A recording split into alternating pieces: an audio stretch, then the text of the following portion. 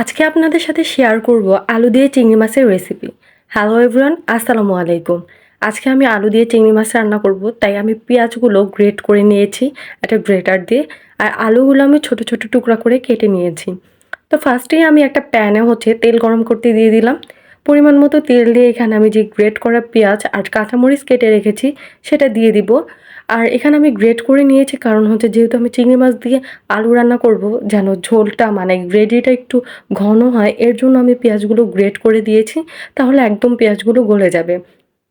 আর এখানে আমি পরিমাণ মতো লবণ আর ধনিয়া গুঁড়ো দিয়ে দিয়েছি। তো এগুলো একটু আমি ভেজে নিব হালকা করে তেলের মধ্যে। তারপর এখানে আমি হলুদ গুঁড়ো আর মরিচের গুঁড়ো দিয়ে আর অল্প একটু পানি দিয়ে মশলাটা ভালোভাবে কষিয়ে নিব। এখানে আমি অল্প কিছু মশলা দিয়ে আজকে রান্না করব। আর এইভাবে চিংড়ি মাছ আলু আমার অনেক ভালো লাগে খেতে। আপনাদের কার কেমন লাগে আমাকে কমেন্ট করে জানাবেন।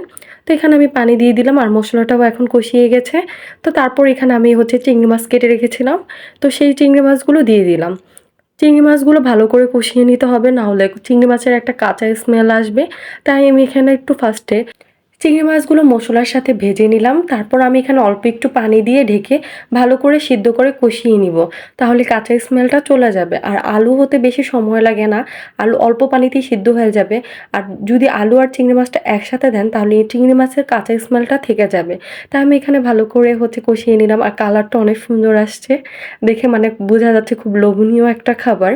তো এখানে আমি টুকরো করে কেটে রাখা আলুগুলো এখন দিয়ে দিলাম।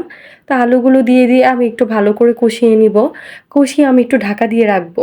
কারণ আলু থেকে একটু পানি বের হবে, তো ওই পানি দিয়ে আলুটা হালকা সিদ্ধ হয়ে যাবে। এখানে আমি এটা বেশি ঝোল ঝোল রান্না করব না, তাই আমি এখানে পানির পরিমাণটা কম দিব।